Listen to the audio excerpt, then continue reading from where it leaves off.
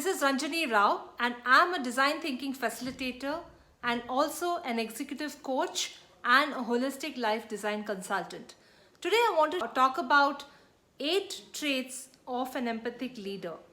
What does a leader need to have in order to demonstrate empathy, right? Some of the leaders don't understand their teams, although they think they do. Sometimes they just converse that they are empathic, but they are not really. They are only perceived as warm and caring, but not real in reality.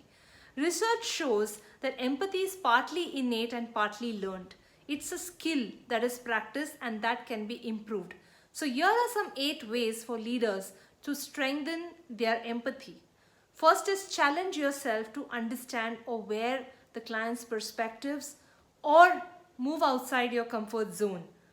Learn a new skill. For example, if you're into music, then learn a music instrument or learn a new foreign language. Develop a new professional competency. Doing things like this will help you to develop humility, and which is a key enabler to empathy. It is essentially getting out of your comfort zone.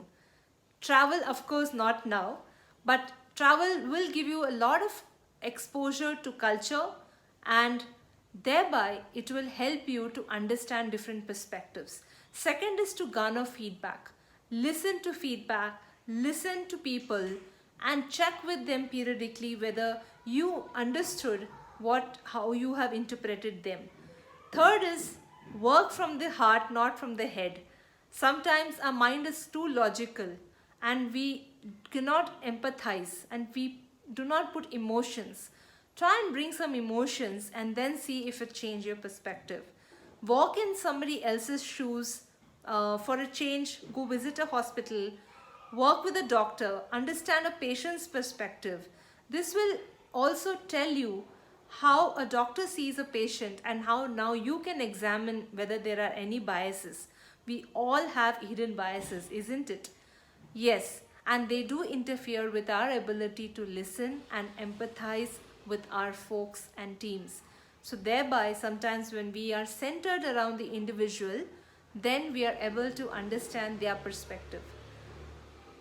Think again if you don't have any. Cultivate your sense of curiosity, because what you can learn from curiosity is you're wearing a kid's hat, you're wearing innocence, and from that ground you are now trying to understand your client or your employee or whoever, whichever family member that you are trying to understand. It will help you to develop a stronger understanding of people when you bring curiosity.